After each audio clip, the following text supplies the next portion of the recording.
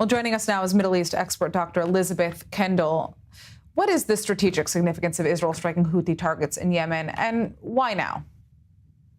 The significance of the strikes right now, and these strikes are, of course, the first strikes by Israel in nearly a month, is that they come at a really important time in the Middle East.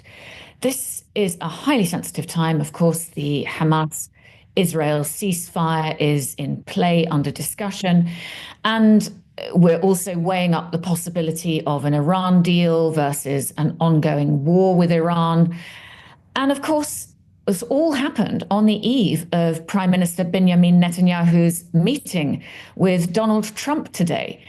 And I think one thing that perhaps hasn't really been brought up is that this also comes hot on the heels of another attack on a commercial ship in the Red Sea.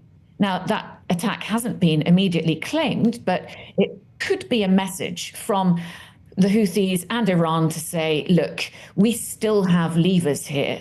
On the part of Israel, the message is, of course, clear. As usual, zero tolerance. The Israeli defense minister said, Yemen is like Tehran. Your hand strikes Israel, it gets cut off. So I think that's pretty clear. And what we can diagnose from this is that both sides, both the Houthis, an indirect proxy of Iran, and Israel, are unlikely to stop their tit-for-tat retaliations anytime soon. How serious is the threat the Houthis actually pose to Israel, and how effective have their missile attacks actually been? So the Houthis' missile attacks against Israel have not been that effective in terms of accuracy and physical damage. But the damage that they do is, of course, psychological and economic.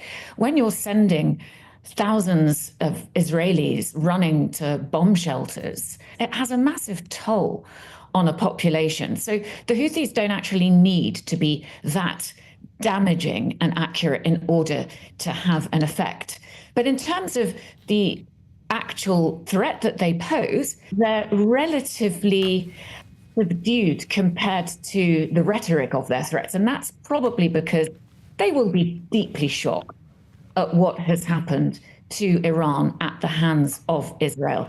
They will be deeply shocked at the penetration of the Iranian regime and intelligence and nuclear program. So it's still, I think, very much a Houthi-first policy that is trying to calibrate the way in which it engages with Israel to show that it's still there.